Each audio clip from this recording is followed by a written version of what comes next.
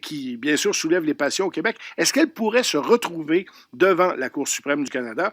J'en parle avec Stéphane Beaulac, constitutionnaliste et professeur de droit à l'Université de Montréal. Monsieur Beaulac, bonjour. Bonjour, M. Auger. Est-ce qu'il y a des points de droit dans cette décision de la Cour d'appel du Québec que la défense pourrait utiliser pour faire appel? Parce qu'on sait que la Cour suprême ne se mêle quand même pas de toutes les causes qui vont en cour d'appel, non? Oui, absolument. Bien, écoutez, la première chose à souligner, c'est qu'en cour d'appel, le jugement de première instance a été renversé sur des points de droit. C'était la seule façon, finalement, de renverser la décision de première instance. Et ces mêmes points de droit pourraient éventuellement amener la Cour suprême du Canada à se pencher sur le dossier Turcotte. Dans un premier temps, il devra y avoir une procédure de demande de permission d'appel, parce que c'est pas dans le jargon du milieu, on dit c'est pas une situation d'un appel de plein droit. C'est pas automatique, autrement. Et il faut que la Cour suprême accepte d'entendre la cause. Et voilà. Et c'est un peu spéculatif, là, mais compte tenu de la complexité de ces questions de droit qui touchent à la fois la défense d'aliénation mentale et les aspects d'intoxication volontaire, ce qui, selon les dires de la Cour d'appel dans un jugement unanime aujourd'hui, était problématique dans les directives du juge de première instance auprès du jury, mais la complexité de ce droit pourrait fort probablement amener la Cour à donner une permission d'appel et éventuellement à se repencher. Je dis repencher, pourquoi? Parce que l'année dernière, un an, il y a eu une décision de la Cour suprême du Canada après la décision de première instance dans l'affaire Turcotte, mais n'empêche, ça a été pris en considération par la Cour d'appel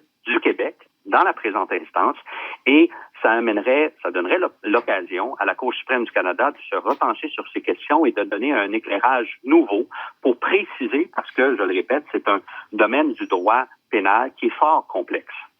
Mais justement, la notion d'intoxication volontaire par rapport aux troubles mentaux, c'était au cœur de cette décision-là de la Cour d'appel.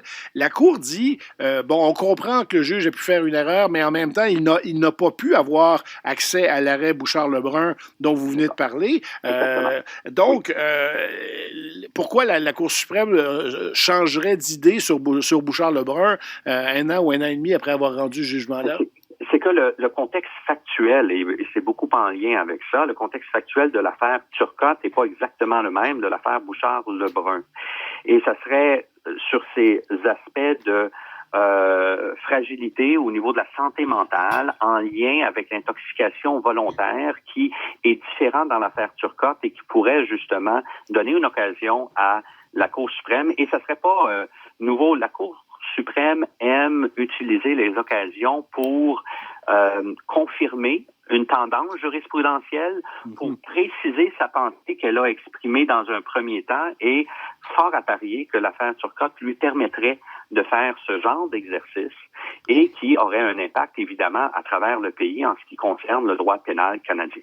En même temps, c'est un jugement unanime de la Cour d'appel du Québec. Est-ce que si ça avait été un jugement avec une dissidence, est-ce que ça n'aurait pas aidé la possibilité que la Cour suprême écoute la cause de M. Turcotte? Oui, puis tantôt, je faisais référence à la distinction entre les appels de plein droit et les appels sur permission. S'il y avait eu une dissidence, donc une décision partagée 2 contre 1 à la Cour d'appel du Québec, ça aurait été automatique. La Cour suprême se serait penchée nécessairement dans l'affaire Turcotte. Or, vous l'avez souligné, c'est une décision unanime. Il n'y a donc pas de dissidence qui ouvre la porte à un appel automatique. Okay. C'est donc dans ces circonstances qu'il y a cette première étape, celle de la permission d'appel avant que la cause poursuive son cours à la Cour suprême du Canada. Le directeur des poursuites criminelles et pénales a déposé de nouvelles accusations. Il y a eu un point de presse vers 16 heures. Donc, M. Turcotte va devoir comparaître et un juge va décider de sa remise en liberté. Mais s'il fait appel à la Cour suprême, s'il commence des procédures d'appel, est-ce que Guy Turcotte redevient libre à ce moment-là? Mais écoutez, prêtez l'expression, tout va être gelé. Si le cas échéant, et il y a fort à parier, si j'avais un brun à mettre là-dessus, c'est pas mal certain qu'il va interpeller appel de la décision de la Cour d'appel du Québec d'aujourd'hui, et ça va geler la procédure devant du nouveau procès là, qui est ordonné par la Cour d'appel du Québec. L'aspect mise en arrestation de nouveau de M. Turcotte, j'ai fait quelques vérifications auprès de collègues spécialistes dans ces aspects de procédure pénale et on était pas mal tous d'accord pour dire que c'est un peu incongru si je puis dire, qu'on ne laisse pas courir le délai d'appel de 30 jours avant de bouger dans le présent dossier, si vous comprenez ce que je veux dire.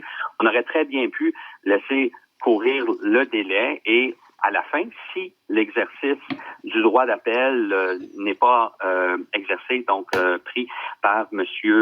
Turcotte, le mettre en arrestation dans ces circonstances-là, à ce moment-là. Alors ici, est-ce que c'est motivé en partie par des pressions, peut-être relations publiques, etc., j'en sais rien. Comme ça a été très médiatisé, oui. Il y a peu ou pas de précédent où on voit la Couronne essentiellement exercer un droit d'arrestation si rapidement après une décision en appel. Stéphane Beaulac, constitutionnaliste et professeur de droit à l'Université de Montréal, merci beaucoup d'avoir éclairci cette situation avec nous. Ça me fait plaisir, M. Roger. Au revoir.